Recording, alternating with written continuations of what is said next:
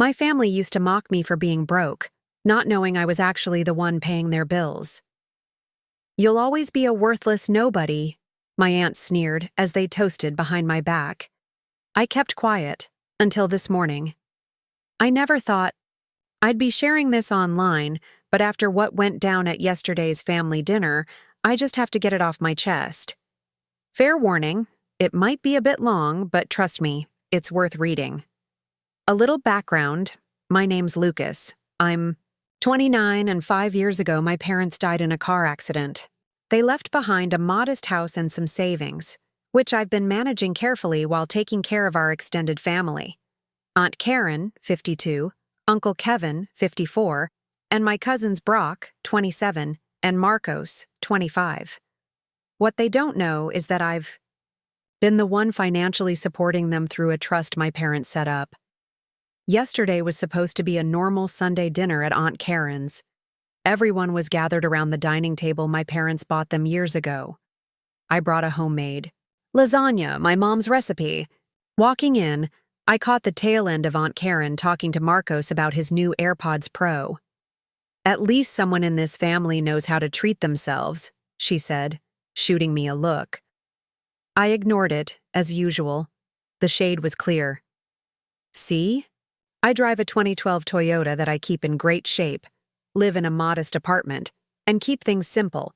Not because I'm broke, actually I'm doing well, but because my parents taught me the value of money. Plus, I'm covering 70% of their mortgage, but they think it comes from some government program. After my parents died, I never corrected them." Dinner started off normal enough.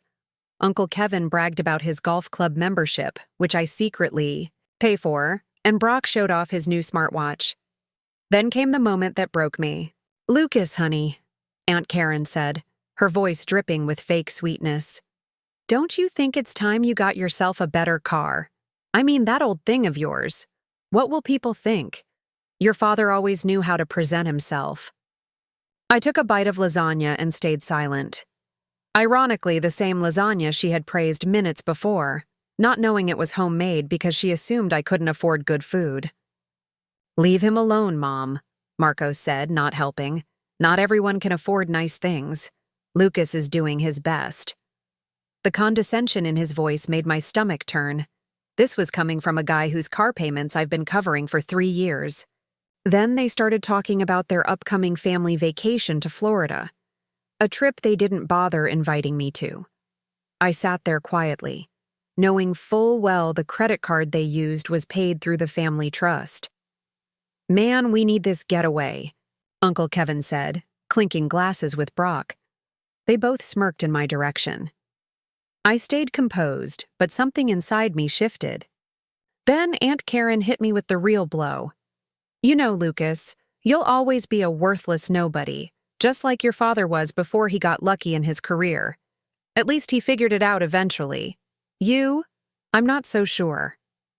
The room went quiet.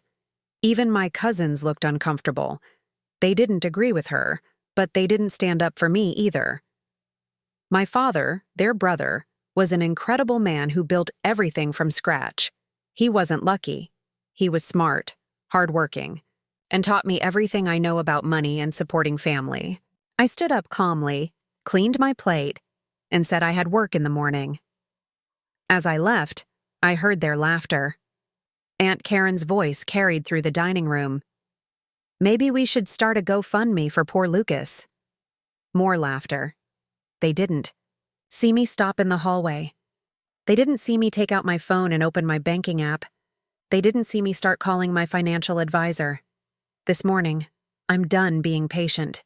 5 years of watching them waste money while mocking me, playing the struggling nephew while secretly living off me. Yesterday, something changed. Not anger, but calm clarity. I know what I need to do. This is just the beginning. I'll update when things start moving. Let's just say their comfy little world is about to get a reality check, and I won't feel bad about it at all. Update 1. First, thank you all for the overwhelming support on my last post. A lot happened in the past 24 hours, And I need to share how deep this really goes. Some of you guessed parts, but the truth is even more frustrating. After the dinner disaster, I spent the morning digging through the financial records. I knew the numbers, but seeing them laid out was a whole different feeling, especially after Aunt Karen's worthless nobody comment. Let me break down what my broke lifestyle has been supporting. Their 4-bedroom house. I cover 70% of the $2,200 monthly mortgage, that's $1,840 every month, pulled straight from the trust I manage. They think it's some government assistance for accident victims, never questioned it once. Uncle Kevin's precious golf club membership? $250 a month. His business expenses, he claims, even though he doesn't have a business. My cousin's cars. Brock's 2220 Jeep, $480 monthly payment. Marcos's 2021 Honda, $425. Both paid through the trust. They think it's insurance money. Here's the kicker. I was scrolling Instagram this morning and saw Aunt Karen posting photos of their Florida trip with the caption, "Some people know how to live life right. Blessed tar family vacation." The comments? Worse. Found this between her and Marcos. Marcos. Can't wait. Too bad cousin Lucas can't afford to join us. Aunt Karen. Some people just don't know how to manage money, honey. Brock. Maybe he should learn to invest like Dad. That vacation they mocked me for? $4,800 charged to the family credit card, the one I pay for. But wait, there's more. This afternoon, I dropped off some documents at their house. I have a key, emergency contact. Nobody was home, but I noticed some emails on Uncle Kevin's desk about their big Labor Day barbecue. Everyone in the neighborhood invited, except me. The email chain was brutal. Karen. We can't have Lucas there. His old car and cheap clothes will embarrass us in front of the Johnsons. Kevin. Tell him we're keeping it small this year. Brock. Dad, that's harsh. Kevin. Life's harsh. He needs to learn to do better. Next to the emails were quotes for a $155,000 kitchen renovation. Guess who they expect to fund that? Me. I sat in my car for a while after reading that. Not sad, just done. Completely done. Called my financial advisor again and spent 2 hours reviewing every payment, account, and transaction from the past 5 years. The numbers are staggering. House payments, $92,400 car payments, $43,750 various credit cards, $68,000, emergency expenses, $31,200, utilities and bills, $288,800. Total, $264,800. That's what my so-called poor lifestyle has actually paid for. Meanwhile, I've been living in my $1,200 apartment, driving my fully paid Toyota, while everyone mocks me for being bad with money. The real shock came tonight when my cousin Marcos texted me, "Hey cuz, hate to ask, but can you spot me $50 for gas? Tight until payday. I know things are rough for you, but maybe you have a little spare?" I looked at his Instagram while the text waited. 2 hours ago, he posted a story showing off his new $400 gaming headset. I didn't reply. Instead, I made some calls and set things in motion. The trust that's been funding their lifestyle isn't something you just cut off. There are legal, proper, documented ways to do it. They think I'm a pushover, the family disappointment, the broke cousin who can't manage money. That's fine. Let them think that a little longer.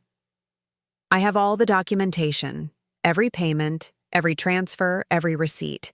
5 years of records meticulously kept. My parents taught me well, even if Aunt Karen thinks they just got lucky. Tomorrow, phase 1 begins. My neighbors? No joke, I said calmly. You have 60 days to arrange new financing for everything. We'll be ruined, the mortgage, the cars, everything. How could you do this to family? I laughed. Let's talk about family. Let's talk about calling me worthless, excluding me from gatherings, mocking my cheap lifestyle while living off my money.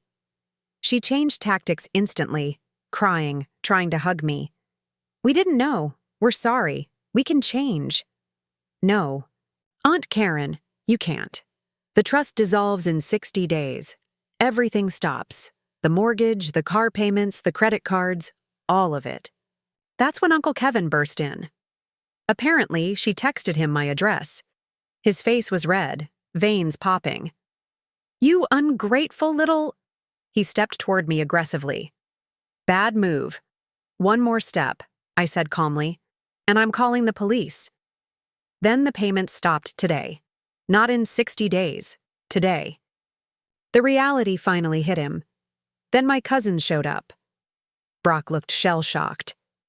Marcos alternated between begging and threatening my car. "What about my car?" Marcos kept asking. "You have 60 days to refinance or return it," I replied. "Not my problem anymore." "But I just quit my job last week," he screamed. "Well, better start looking fast," I said. The next few hours were chaos. Aunt Karen cried on my couch. Uncle Kevin paced, making calls to his golf club connections for loans. Marcos panicked about his car. Brock just sat there staring at nothing. Then Aunt Karen tried one last tactic. "Your parents would be ashamed of you." The room went silent. I walked to my bedroom and came back with a folder. Letters from my parents detailing exactly how the trust should be used. For real family emergencies, education, health issues, not for golf memberships and luxury vacations. "My parents," I said quietly, "taught me the value of money. They worked hard for everything they had. They set up this trust to help family in need, not to fund your lifestyle. They'd be ashamed of you, not me." That broke her. She crumpled on my couch, sobbing, real tears this time. The aftermath came fast. The kitchen renovation company called about their deposit. Aunt Karen had to cancel. Uncle Kevin's golf club withdrew his membership for unpaid dues. Marcos is frantically job hunting. Brock actually came to me privately, apologized, and asked for budgeting advice. But here's the real kicker. Remember my parents' old house, the one before they moved to the bigger place? I bought it cash. Been fixing it quietly for months. Yesterday, I moved in. It's smaller than Aunt Karen's house, needs work, but it's mine. Paid for. No mortgage. This morning, I drove past their house in my trash car. The fancy granite countertops were being removed. Apparently, the check bounced. Saw Aunt Karen standing in the driveway watching the workers. She didn't wave. Their Labor Day barbecue? Canceled. Florida vacation. Refunded to my account since it was my card. Their social media accounts? Suddenly very quiet. The trust dissolves in 58 days. Now they're scrambling to refinance everything. But with their credit history and income, good. Luck, I'm done. Not angry anymore, just done. My parents worked too hard for their money to watch it wasted like this. I'm going to honor their memory by living like they taught me, within my means, helping others who genuinely need it. Going forward, I'm using the trust money to set up a small scholarship fund for local kids. My parents would have liked that. Oh, and that Toyota they mocked? Just got it detailed. Runs perfect.